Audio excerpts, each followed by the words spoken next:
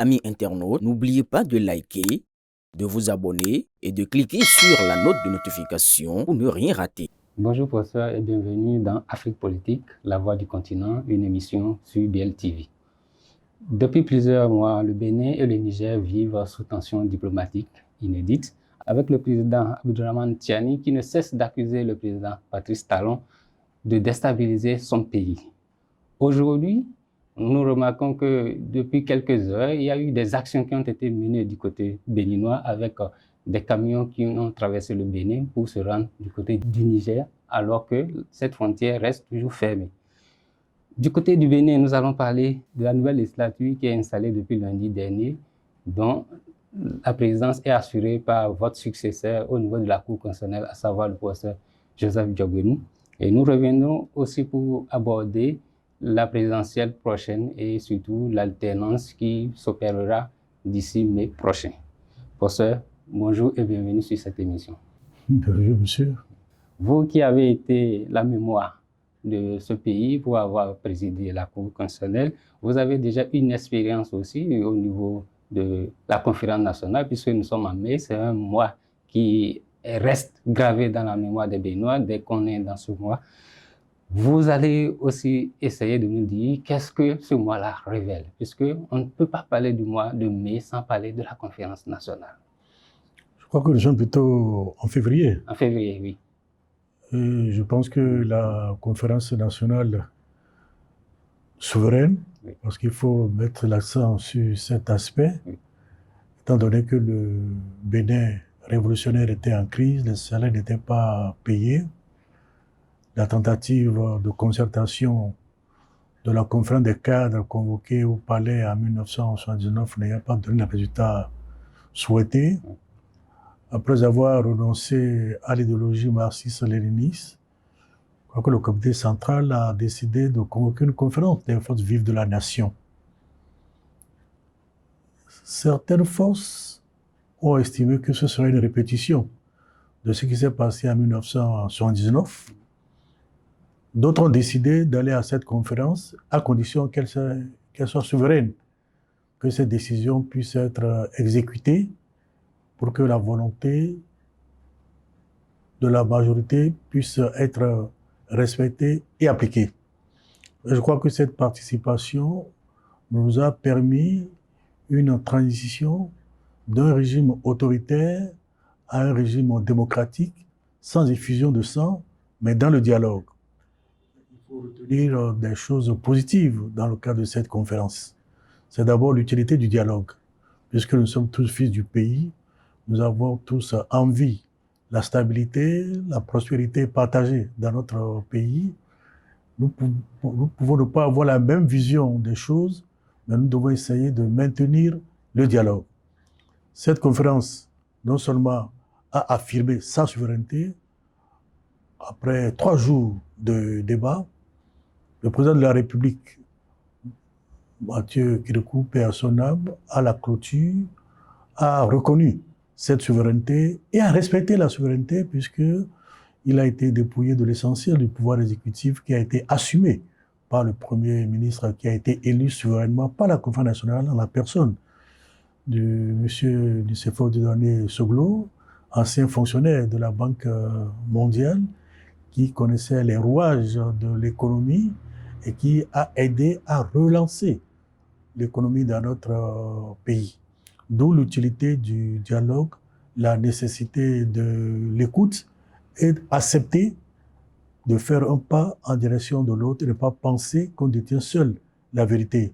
Ce mois de février a ouvert la porte au pluralisme démocratique dans notre pays, à l'état de droit.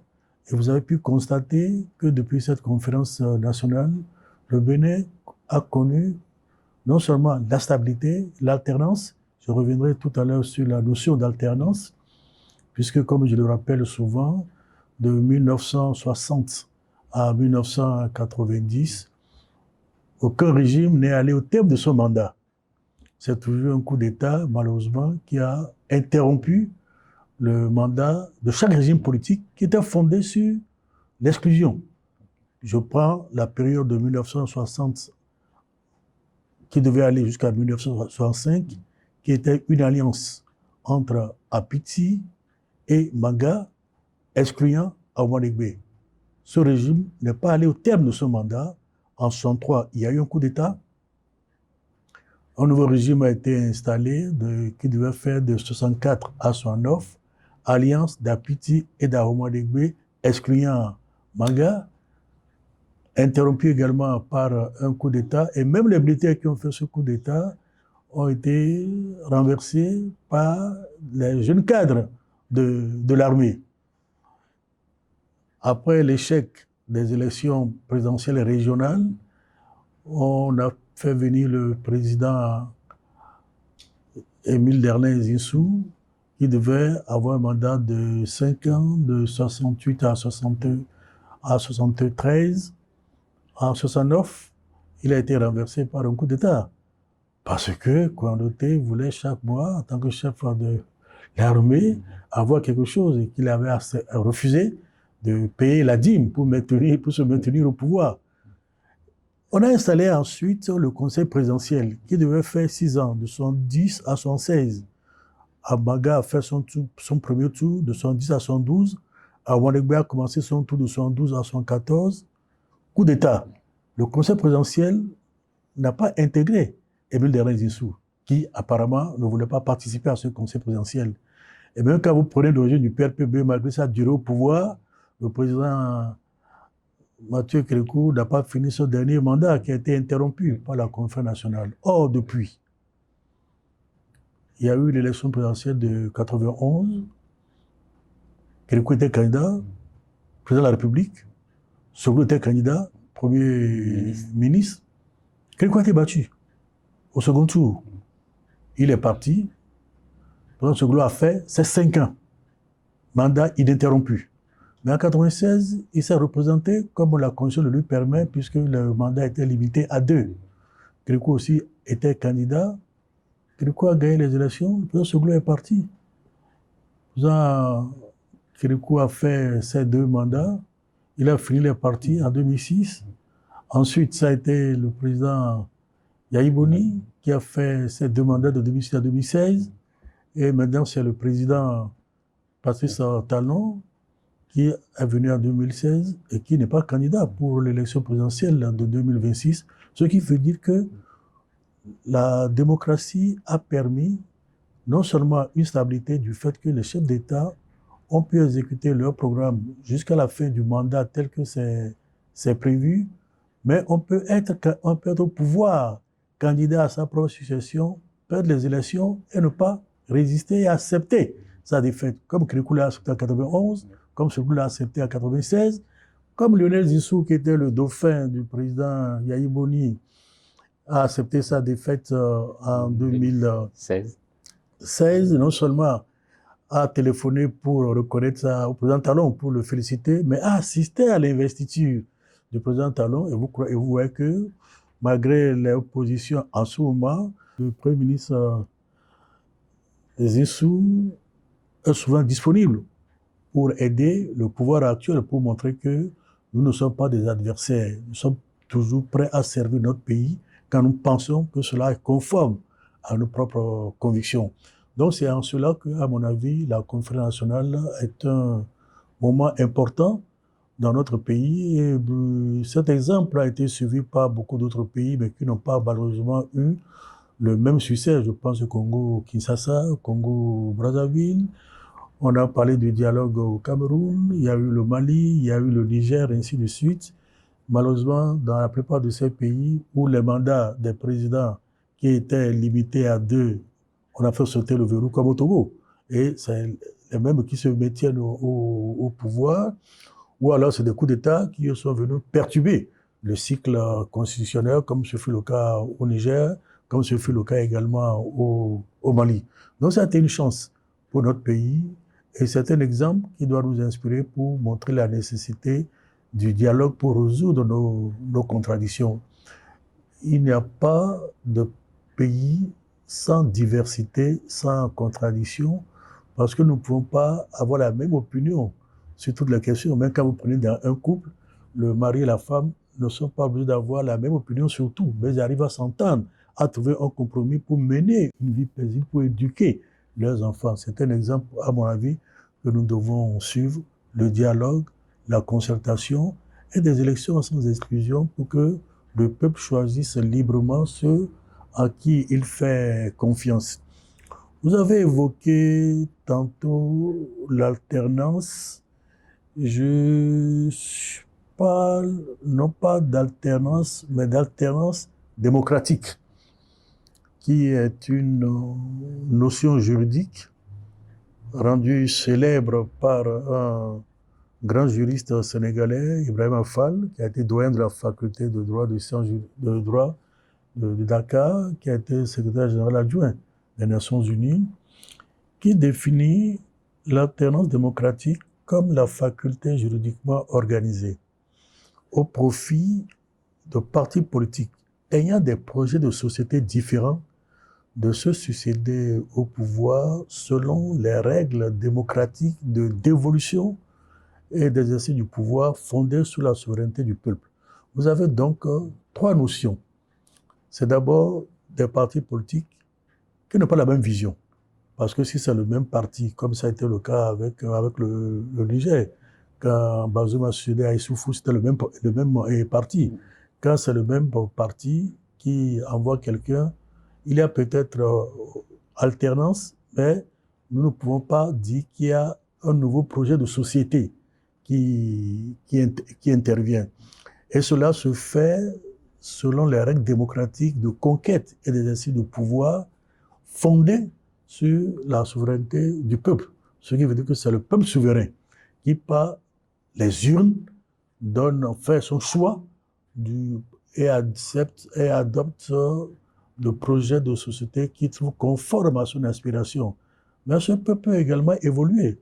La preuve, en 91, c'est le président Sékou qui a été élu. Mais en 96, c'est Kérékou qui a été élu. Ce même peuple qui nous a choisi en 91 a changé d'opinion parce qu'il a peut-être été intéressé par le nouveau projet de société développé par le président Kérékou, par le candidat Kérékou. D'où l'utilité d'avoir un statut de l'opposition comme notre pays là, il y a un statut de l'opposition qui autorise aux partis de l'opposition la critique de l'action du gouvernement, mais suivie de propositions alternatives. Parce que l'opposition ne consiste pas à empêcher la mise en œuvre du programme plébiscité par le vote souverain du peuple qui a choisi un candidat à l'élection présidentielle sur la base de son projet de société. Il ne faut pas l'empêcher de mettre ce projet en œuvre, mais on peut montrer les mauvais côtés de ce projet et dire si moi j'étais président, voilà ce que j'aurais fait. Ça apporte un éclairage au peuple souverain s'il y avait une nouvelle élection sur la base des informations que le peuple a reçues. Il peut changer d'avis et ne pas vous renouveler sa confiance et faire votre expérience. Et si votre expérience ne nous convient pas parce que celui qui était majoritaire est devenu opposant, a critiqué, a fait de nouvelles propositions, le peuple évolue. Ce qui permet le renouvellement, mais à travers les urnes, et non pas le renouvellement par la violence ou par des coups de force. Pourquoi au Bénin on n'arrive pas à intégrer cela? Est-ce que pourquoi vous dites qu'au Bénin on n'arrive pas à l'intégrer, puisque en 91, le président Soglo et le président Kérékou n'avaient pas la même vision des choses. Hein. En 96, Kérékou et Soglo n'avaient pas la même vision des choses. Kérékou a fait ses deux mandats, il est parti. Yahi Boni était candidat, mais il y avait aussi d'autres candidats qui étaient plus proches de Kérékou. Mais le peuple a choisi. Quand Yahi Boni a fini, il a voulu que ce soit celui qu'il a nommé Premier ministre, mais qui n'était pas chef de gouvernement, qui lui succède pour continuer sa vision. C'est Talon, le président Talon qui a été élu, qui n'avait pas la même vision et des choses. Ils n'ont pas la même culture. Même si Zissou est banquier, Talon est un homme d'affaires, la culture politique n'est pas la même. La preuve, ils ont fait des débats contradictoires à la télé pour montrer qu'ils n'avaient pas la même conception de la gestion des affaires. Donc, il y a eu alternance sur la base de problèmes de société. Et vous constaterez qu'il y a non seulement un statut de l'opposition dans notre pays, mais également il y a un statut des anciens présidents de la République pour montrer qu'ils ont servi la République. À la fin de leur mandat, ils ont droit à notre respect, à la sécurité, mais également à une vie décente, parce que certains s'accrochent au pouvoir en raison des avantages qu'ils y trouvent, les moyens qu'ils ont. Quand vous n'êtes plus président, vous avez les mêmes moyens, même si vous ne pouvez plus influencer ou décider du sort de tout un peuple, mais vous avez des avantages qui vous mettent à l'abri du besoin. Et c'est des choses qu'on trouve rarement dans tous les pays. Mais il y a une contrepartie, et cette contrepartie, je l'ai constatée lors de la création du Forum for Africa, qui est une association des anciens présidents démocratiquement élus. Le président Soglo avait été invité pour préparer ce congrès en Afrique du Sud. Je l'ai accompagné pour le congrès constitutif à Maputo, au Mozambique. Chissano, qui était l'initiateur de ce projet, a été élu président. Le président Soglo a été élu vice-président. Et Nelson Mandela, qui était aussi au congrès, a été élu président d'honneur de ce forum, qui précise que les anciens présidents de la République ne sont pas les ennemis des présidents exercices, qui doivent aider les nouveaux présidents à réussir leur mission en mettant à leur disposition leur expérience et leur réseau et leur contact, toujours pour servir le pays. Et si vous avez constaté qu'en 1994 déjà, quand il y a eu la dévaluation du franc CFA, il y avait une tension entre le président Soglo, qui avait prévu des mesures d'accompagnement, et l'Assemblée nationale, présidée à l'époque par M. Adrien Humbedi, qui avait une autre vision des choses, puisque les taux de valorisation des salaires, des pensions et des bourses n'étaient pas les mêmes. Il y avait une crise. Et le président Soglo réunissait les anciens présidents de la République. Il venait, le président Kirikou, en 1994, alors qu'il avait été battu en 1991, il venait, le président Zissou venait, le président Maga venait, le président Omalegbe venait, Monsieur de Souza venait.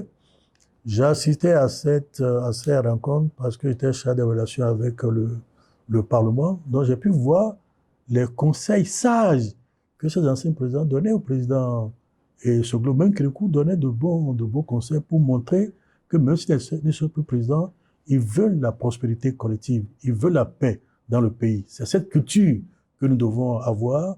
Les anciens présidents de la République sont des sages qui doivent aider les nouveaux présidents d'exercice à réussir leur mission. Comme cela se voit en Europe, hein, vous constatez que aux États-Unis, malgré les tensions, le président de la République reçoit, quand il y a à des moments donnés, les anciens présidents de la République.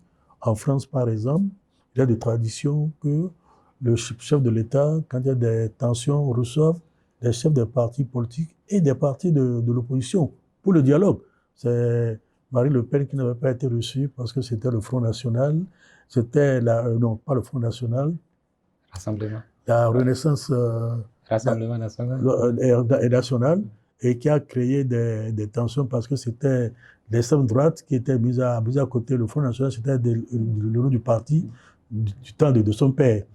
Pour montrer que le dialogue est toujours nécessaire, vous voyez que cette concertation permet de trouver des solutions consensuelles pour sortir des situations difficiles sans recourir à la violence.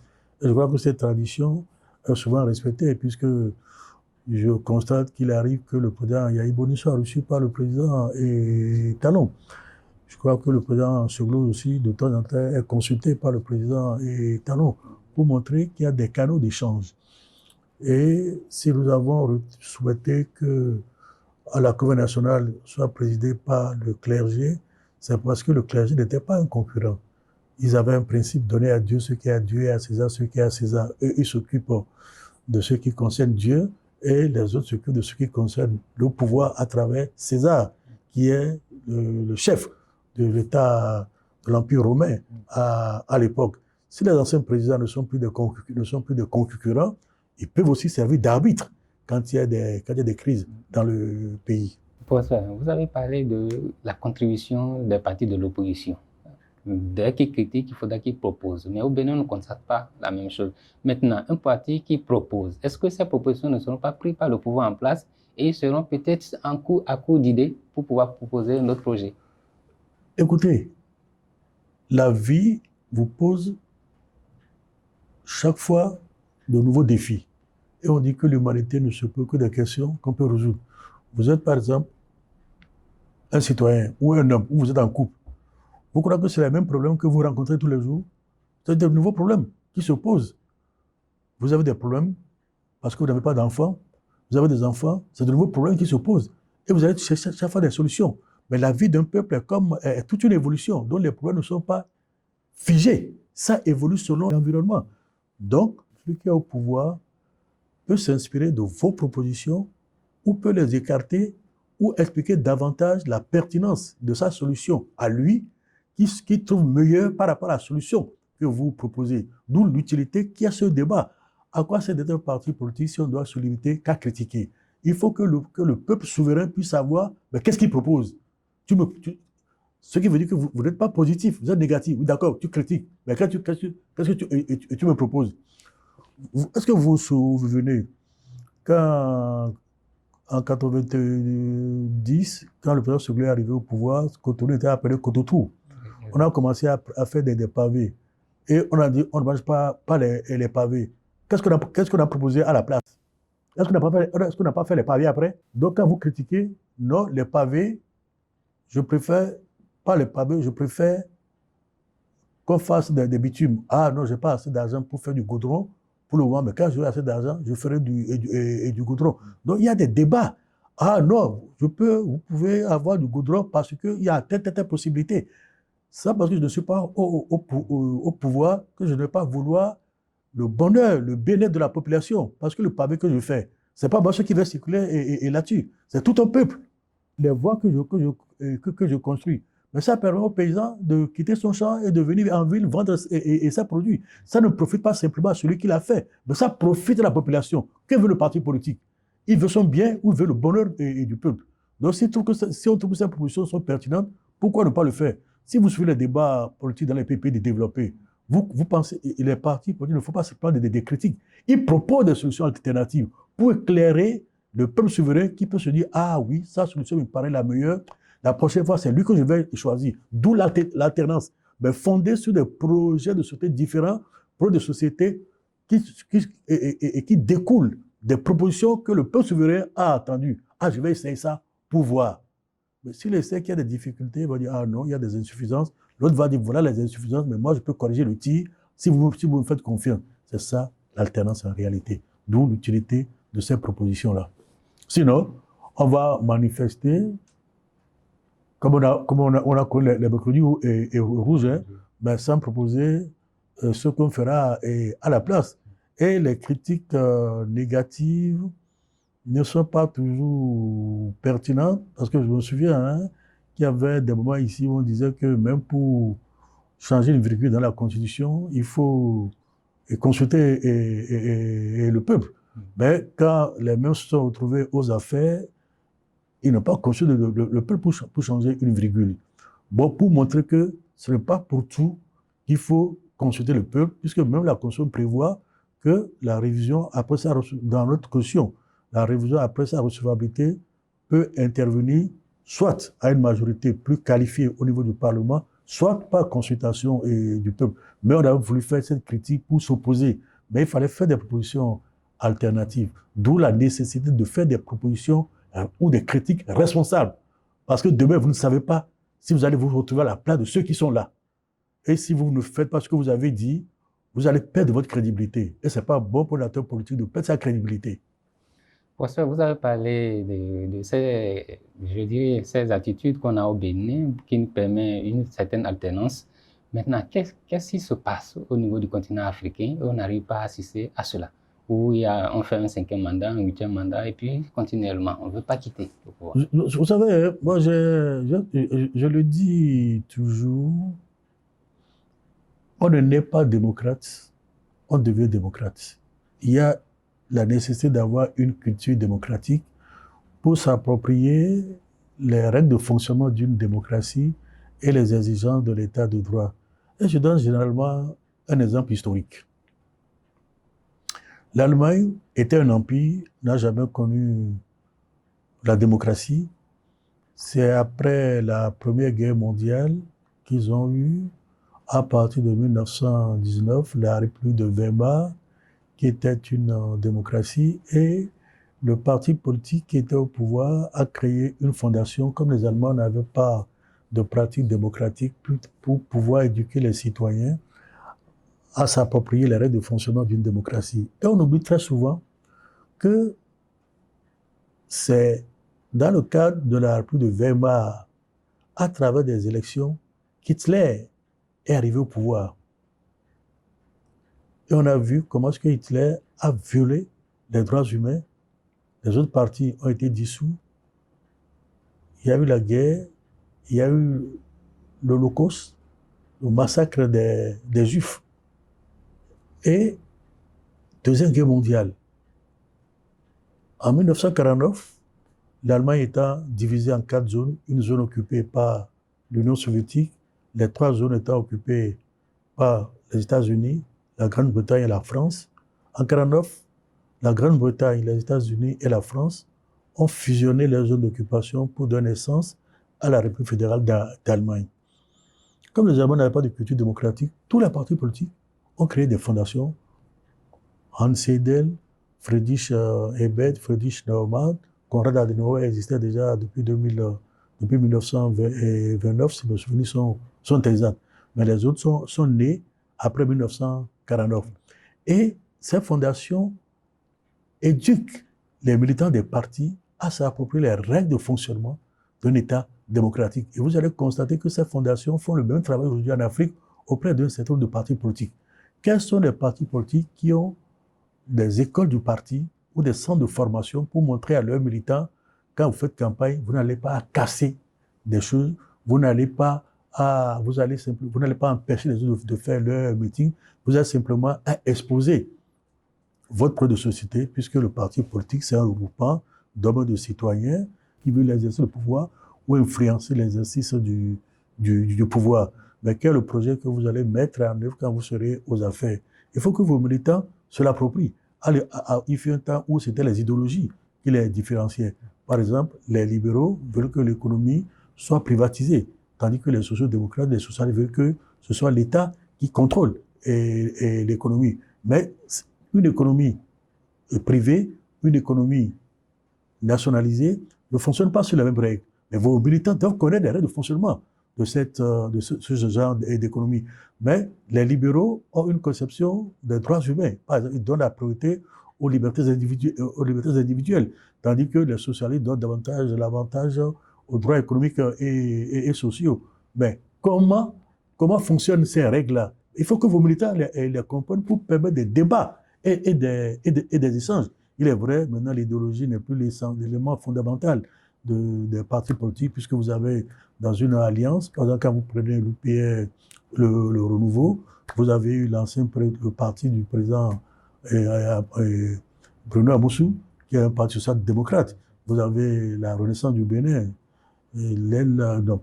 C'était Abraham Diouro qui dirigeait cela à l'époque, mais c'était un parti libéral, parce que le parti du président et Soglo. Ce n'est plus des différences d'idéologie. Donc, il est important qu'il y ait cette éducation. Donc, il nous manque l'éducation. Et ce qui fait que nous pensons que la conquête du pouvoir doit se faire par la force ou par des coups de poing. Donc, c'est des débats d'idées. En se disant, nous sommes tous frères. Si nous détruisons le pays, comment est-ce que nous allons le diriger? Donc, nous devons préserver la paix pour que chacun puisse mettre en œuvre son projet pour œuvrer pour la prospérité collective. Pour ça, dans la Constitution, il est prévu, je dirais dans la charte des partis politiques, il est prévu des écoles de partis, comme vous l'avez dit. Et au niveau si on prend le BR, l'UPR et puis les démocrates, ils ont des écoles de partis. Ça veut dire qu'aujourd'hui, il ne faut pas le travail qui est demandé, ou bien qu'est-ce qui se passe? Je ne suis pas dans ces partis politiques, je ne vois pas leur fonctionnement, mais j'écoute les émissions. Je n'ai pas entendu qu'il y a eu des écoles. Je crois que le PRD, à un moment donné, avait fait l'école d'été pour ses militants. C'était une fois en passant. Parce que si ce genre d'activité existe, ce que j'ai constaté souvent, que je lis dans les journaux, que je vois à la télé, c'est les meetings et les rencontres. Mais les écoles de parti, c'est des thèmes de fonctionnement d'une démocratie. On s'est réunis, on a débattu de ceci et de cela. On aurait été au courant parce que c'est une information aussi pour les citoyens. Dans certains pays, comme c'était le cas au Sénégal, comme c'était le cas aussi à Madagascar, il est prévu que les partis politiques contribuent à l'expression du suffrage, éduquent leurs militants. Éduquent leurs militants. Nous, dans notre constitution, malheureusement, nous n'avons pas cet élément-là. Peut-être qu'une révision nous arrêterait à faire cette obligation aux partis politiques. Prenons un cas, par exemple, notre constitution a prévu la parité. Les femmes font près de 52% de la population. Les hommes en font 48 et poussières. Du temps du président Yahi Boni, porté par la ministre Bassabi, on voulait voter dans le code une loi sur la parité. Les femmes ont dit, les députés, dont mon ami Badamassi, même si nous n'avons pas la même vision des choses, mais c'est un homme avec qui il me plaît souvent d'échanger dans le temps. Et il s'est vanté également de s'y être opposé. Et quand j'étais président de la Cour constitutionnelle, Oumbedi, président de l'Assemblée nationale, voulait alors faire un quota. Et je lui ai rappelé que déjà la tentative de quota avait été tentée avec Mme Monsou, qui avait dit que c'était contraire à la Constitution qui parle de parité. Comment est-ce que certains pays ont réglé ce problème pour garantir la parité sans toucher à la Constitution? C'est le cas au Sénégal, en Afrique du Sud, en Namibie, au Rwanda et dans le temps au Togo. Dans leur code électoral, ils ont dit simplement que chaque parti ou chaque élection présente en position d'éligibilité un homme, une femme, un homme, une femme. On ne met pas si à 5 postes à pouvoir, si le premier est un homme, le second est une femme, le deuxième est un homme, le quatrième est une femme, ainsi de suite. Or, généralement, si à 5 membres, les gens peuvent mettre 4 hommes et 5 femmes et une femme, ou alors mettre 3 hommes, les 3 devant et les 2. On a évité ceci. À telle enseigne qu'en Namibie et au Sénégal, un temps, les femmes faisaient 48% du Parlement. Nous, on a dû donner 29 pour que nous puissions aller à 109 de 80. Nous allions à 109 et je ne pense pas que tous les partis politiques aient respecté cela. Mais ce n'est pas une discrimination positive, ça, puisque nous n'avons pas atteint la parité qui est prévue par la Constitution, alors qu'il y a une formule qui permet de le faire. Dans la Constitution de la RCA de 2016, qui a été changée pour permettre à Touadéra de faire un 3e mandat, pour les membres de la Cour constitutionnelle que je connais très bien, pour la nomination, on dit par exemple, le chef de l'État doit proposer 2 membres, dont une femme. On dit le bureau de l'Assemblée doit proposer 2 membres, dont une femme. Ce qui fait qu'il y a obligation, pour des propositions, d'avoir toujours une place pour la femme. Ce qui fait que on a dépassé le quota pour arriver pratiquement à la parité. Donc il y a des formules qui permettent de mettre en œuvre cette disposition de la Constitution sans dire que, bon, comme on n'arrive pas à le faire, on va peut-être donner un quota. Ce n'est pas juste. Ce qui veut dire que nous allons prendre des libertés avec des dispositions de la Constitution pour dire qu'on n'arrive pas à le faire. Par exemple, au Bénin, nous avons la chance que depuis 90 que la Constitution est adoptée, la limitation à 2 du nombre de mandats présidentiels a été respectée. Parce qu'il y avait une peur, comme on l'a constaté au Togo, au Cameroun, au Gabon, au Tchad, au Congo-Brazzaville, qui aussi, au lendemain des conférences nationales, avaient modifié leur constitution, ils ont tous fait sauter le verrou de la limitation des mandats. Donc les Béninois avaient peur qu'à l'occasion d'une révision de la Constitution, on ne fasse sauter le verrou de la limitation. Donc en 2008, quand le président Yahi Boni a voulu réviser la Constitution, il y avait cette crainte, d'où la résistance. Et la révision qui est intervenue a corsé la disposition en disant, alors qu'avant c'était dit, nul ne peut faire plus de 2 mandats, il est indiqué, nul de sa vie ne peut faire plus de 2 mandats. Nous avons eu des révisions 2019, 2025 et ainsi de suite, mais cette disposition de limitation a été respectée. Ce qui fait qu'aujourd'hui, l'alternance peut provenir des unes, parce que vous allez constater que dans les pays où cette alternance ne peut pas provenir des unes, il y a des tentatives d'y arriver par un coup de force. Or, le coup de force provoque nécessairement l'instabilité. Et quand il y a instabilité, on ne peut pas assurer le développement et la prospérité partagée dans un pays déterminé. C'est pour cela que la conférence nationale, tirant le son de son passé, l'armée, qui a été toujours l'acteur du changement des régimes, s'était engagée à ne plus s'immiscer dans le champ politique. Donc, quand vous êtes militaire, que vous voulez être candidat à l'élection, à une élection législative, l'élection présidentielle, vous ne demandez pas une mise en disponibilité de l'armée. Vous donnez votre démission de l'armée, de peur que votre position de militaire ne vous amène, quand vous êtes au pouvoir, à faire intervenir l'armée pour vous maintenir au pouvoir. Ceci a été respecté, d'où nous avons la paix dans notre pays. Et cela devrait suffire pour montrer que nous devons éviter de recourir à la force. Parce qu'on ne sait pas, on sait où comment la force, on ne sait pas là où ça va s'arrêter. Pour ça, en avril prochain, nous avons l'élection présidentielle qui pointe à l'horizon. Quel message vous avez à adresser à ces candidats pour la présidentielle d'avril? Écoutez, nous sommes en démocratie. Il y a eu des candidats qui ont été proposés.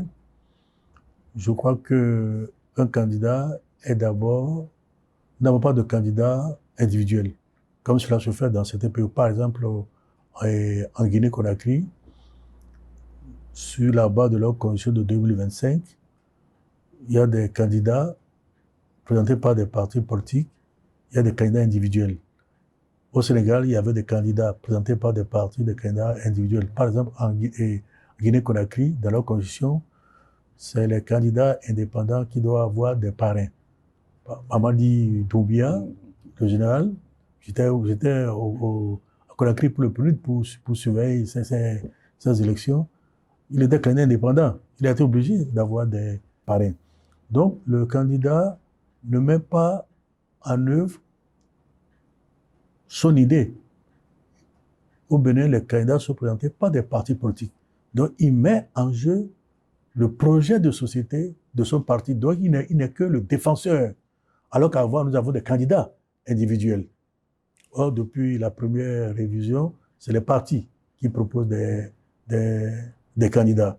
Donc, c'est par rapport au projet de société qu'il faudrait apprécier et par rapport à la capacité de ceux qui sont proposés à mettre en œuvre ce programme. Je crois que visiblement, par rapport aux candidats qui sont là, le problème ne se pose pas. Je vois personnellement que Wadahi, qui connaît bien les finances et que je connais personnellement, a des capacités pour mobiliser des ressources à l'externe, comme il le fait déjà en tant que ministre des Finances, pour financer son projet, le projet de société de son parti. Je voudrais rappeler qu'aucun pays ne peut se développer sans faire appel à des ressources extérieures.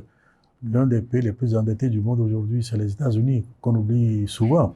Et la France a une dette abyssale aujourd'hui, mais les prêteurs vous font confiance en votre capacité à rembourser comme de la qualité de votre gouvernement. C'est ça la différence, et aussi sur la qualité de vos projets qui peuvent générer des revenus. Ceux qui prêtent de l'argent également étudient tous ces éléments pour voir si l'investissement qu'ils vont faire peut être rentable. Si vous payez régulièrement vos dettes, pas de souci. Donc, notre pays ne vit pas simplement des impôts, mais également sans dette.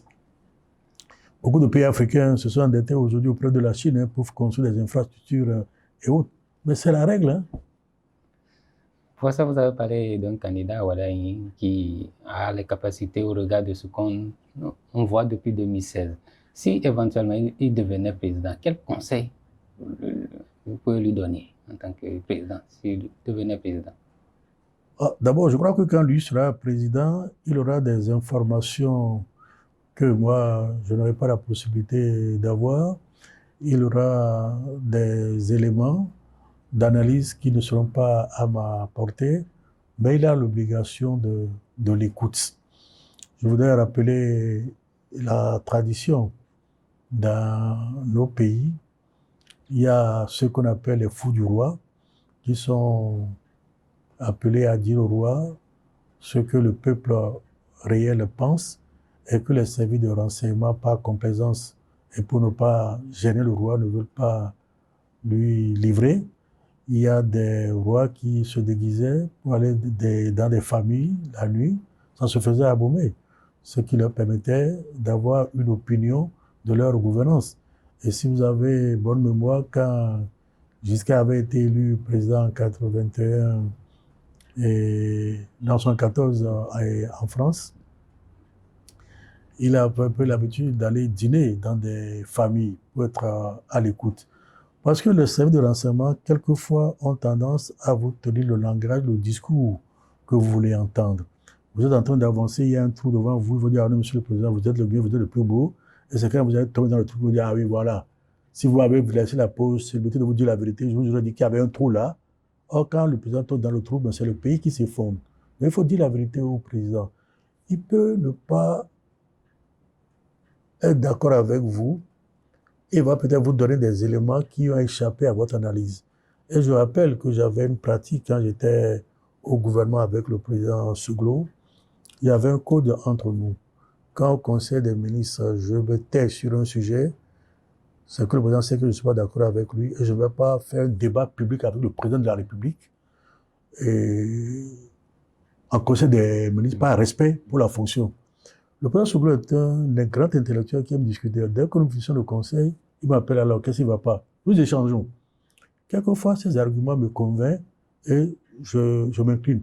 Mais quand mes arguments le convainquent, mais il s'approprie mes idées et il les met en œuvre.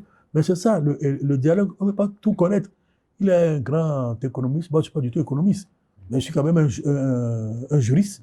Donc en droit, j'ai quelque chose à apporter. Mais je peux ne pas être d'accord avec lui. Peut-être qu'il a des informations qui m'ont échappé dans ma réflexion. L'échange me permet de m'enrichir, quand l'échange lui permet aussi de s'enrichir. Donc on s'enrichit mutuellement, d'où l'humilité pour un chef de l'État d'être à l'écoute, d'écouter les gens. Vous allez constater que dans certains pays, il y a des chefs d'État qui font des tournées à l'intérieur du pays pour aller directement à l'écoute de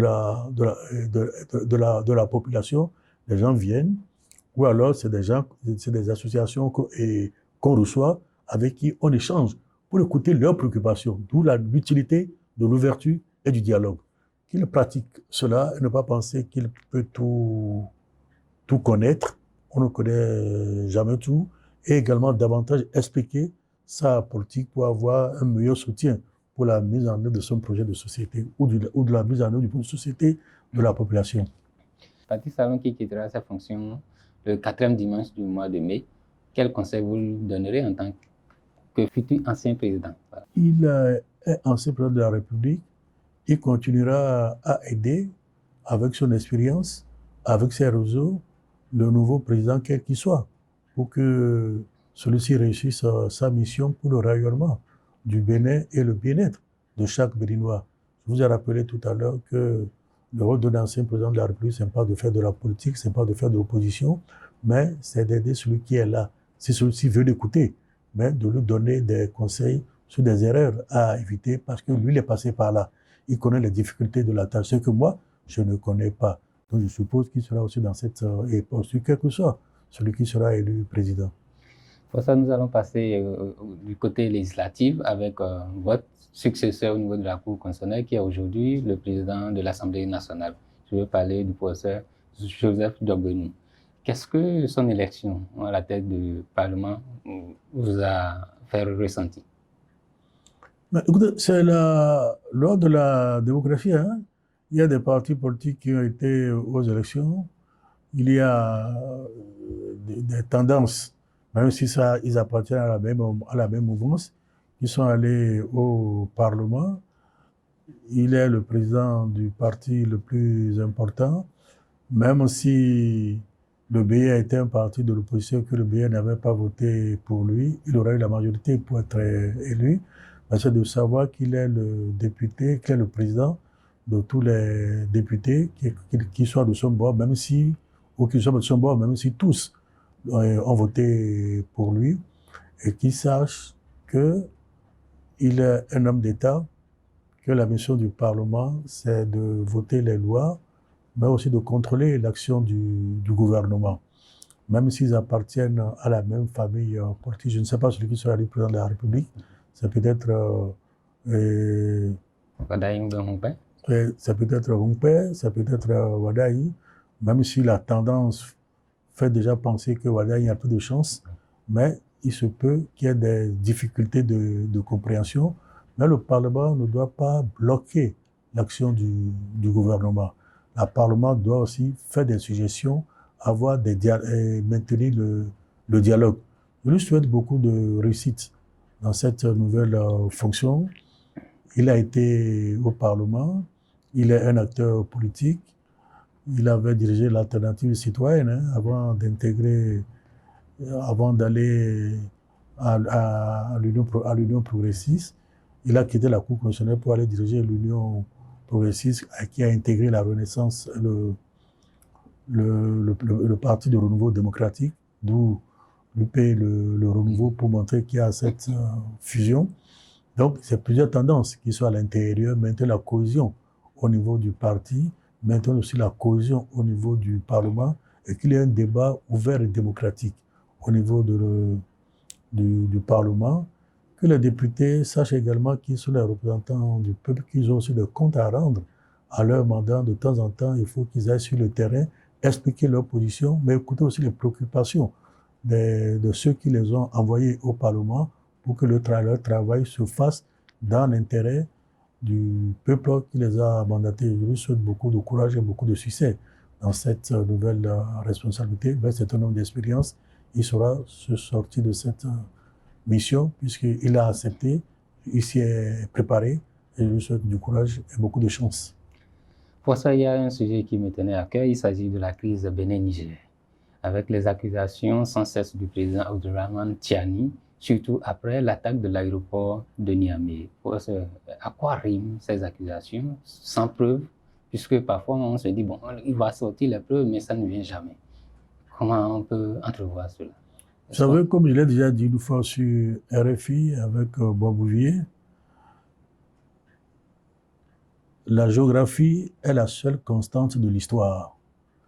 Le Niger et le Bénin sont condamnés à vivre ensemble. Le Niger a du pétrole, mais n'a pas de... Mais l'île de port, pour vendre ce pétrole, pour exporter ce pétrole, a besoin du port. L'agriculture est bien développée au Niger, dont les oignons. Nous en avons besoin. Et quelquefois, de part et d'autre de la frontière, c'est les mêmes peuples. C'est la colonisation qui nous a séparés. Donc, c'est des frontières qui séparent deux peuples différents. Or, c'est des peuples qui parlent la même langue, qui ont la même culture, qui ont quelquefois la même religion. Est-ce que nous devons nous opposer ou nous entendre? Souvenez-vous, au moment de l'indépendance, il y avait eu la tentative de la création de la Fédération du Mali, qui devait regrouper le Sénégal, le Soudan, qui est devenu le Mali, la Haute-Volta, le Burkina Faso, et le Niger et le Bénin, que le général de Gaulle a essayé de déconstruire par Houphouët-Boigny, qui a donné naissance au Conseil de l'Entente. La fédération s'est réduite au Sénégal et au Soudan, qui a donné le Mali, qui, au bout d'un an et demi, a éclaté, puisqu'il y avait divergence entre le président Modibo Keïta et le président de l'Assemblée, et Senghor, Mamadou Dia étant le premier ministre de cette fédération. Nous sommes condamnés à nous entendre. le port de Cotonou était le port naturel du Niger. Vous voyez, quand on fait passer les produits d'importation du Niger par Lomé, ils traversent le Togo et traversent le Burkina Faso. Il y a des zones d'insécurité. De la même manière, il y avait fermeture de la frontière Nigeria, Sebana et le Niger. Donc Nigeria, Bénin, Niger. Maintenant, on a ouvert, je crois que ce sont les militaires nigériens et béninois qui escortent les camions qui traversent Sebana pour aller au Niger pour montrer la nécessité de cette coopération. Et quand vous avez parlé de l'attaque de l'aéroport, et quand j'ai suivi les informations comme vous, c'est les Russes qui ont aidé à déjouer cette attaque. Le Niger est un État souverain, a un partenariat avec les Russes qui ont des soldats installés sur leur sol. Je ne vois pas pourquoi le Niger, qui se permet d'avoir des partenaires étrangers russes, peut reprocher au Bénin d'avoir des partenaires français. Chacun choisit le partenaire de son choix.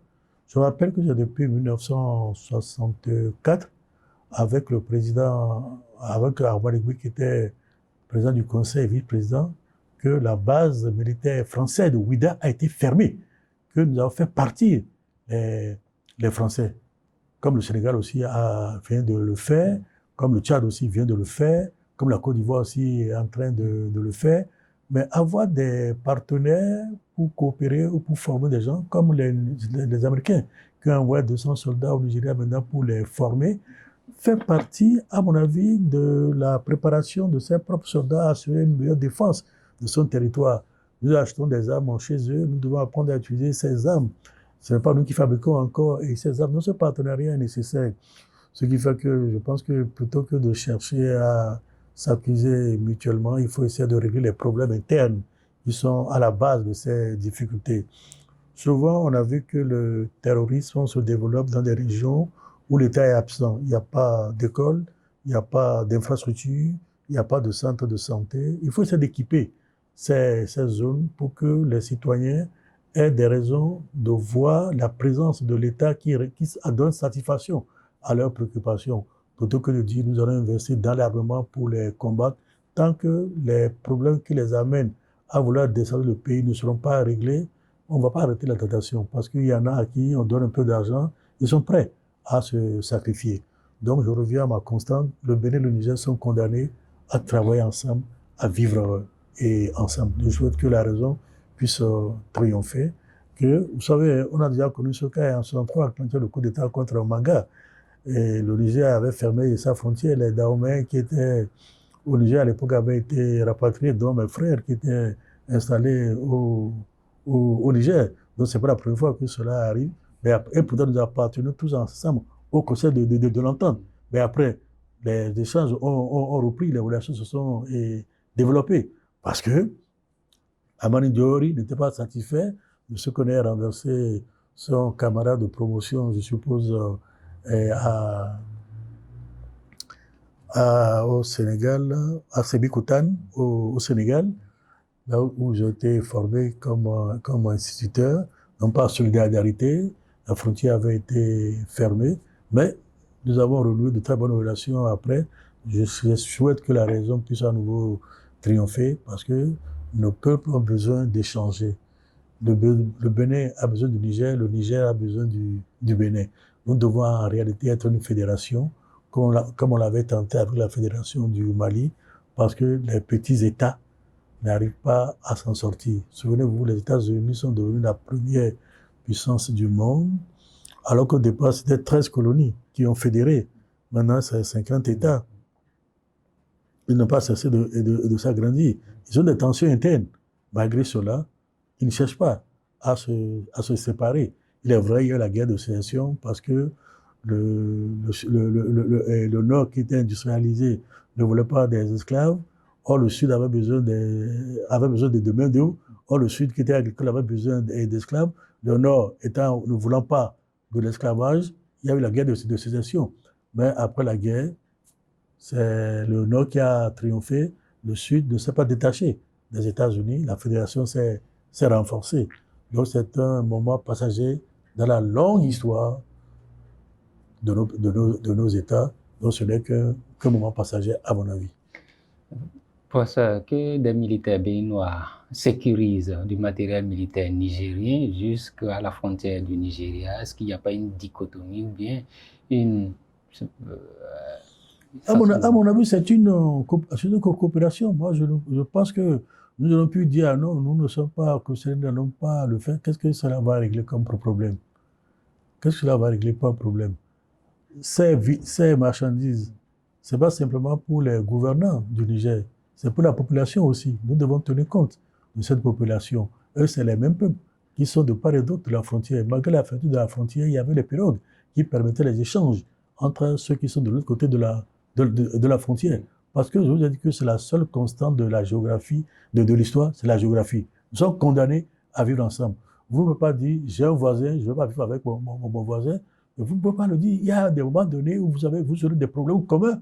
Et c'est votre communauté qui permettra de surmonter cette difficulté. Ce n'est pas un pays lointain. Donc il faudra tenir compte de cet élément. Nous devons chercher les conditions de régler ces problèmes dans la paix, dans l'intérêt des populations respectives des deux États. Merci pour ça. Un dernier mot pour la population. D'abord, c'est la nouvelle année. Je souhaite la paix, la santé, la prospérité pour chacun d'entre nous, que nous considérions comme frères et sœurs, même si nous n'avons pas les mêmes opinions. Nous sommes quand même fils du même pays, nous voulons tout le bien du pays, que le dialogue nous permet de surmonter nos tensions, nous permet de nous comprendre pour travailler la main dans la main pour la paix et la prospérité partagée dans le pays. Merci professeur pour cet échange riche d'enseignements. J'espère que je ne suis pas le seul à avoir reçu ces enseignements. Nos téléspectateurs en ont reçu aussi. Merci pour tout ce que vous avez eu à partager et qu'on ne savait pas. Merci à tous ceux qui nous ont suivis. Nous avons retenu que la diplomatie ne doit pas être figée, elle doit bouger et que nous devons échanger parce qu'il faut la coopération pour que nos pays puissent se développer. Politiquement, nous avons retenu que l'alternance n'est pas un mot de campagne, mais l'âme même d'une république. Même si vous avez parlé d'alternance démocratique, qu'il faut séparer ou bien différencier avec l'alternance tout court. Merci professeur pour cet échange. Merci à tous ceux qui nous ont suivis. Prenez le rendez-vous du prochain numéro. À bientôt.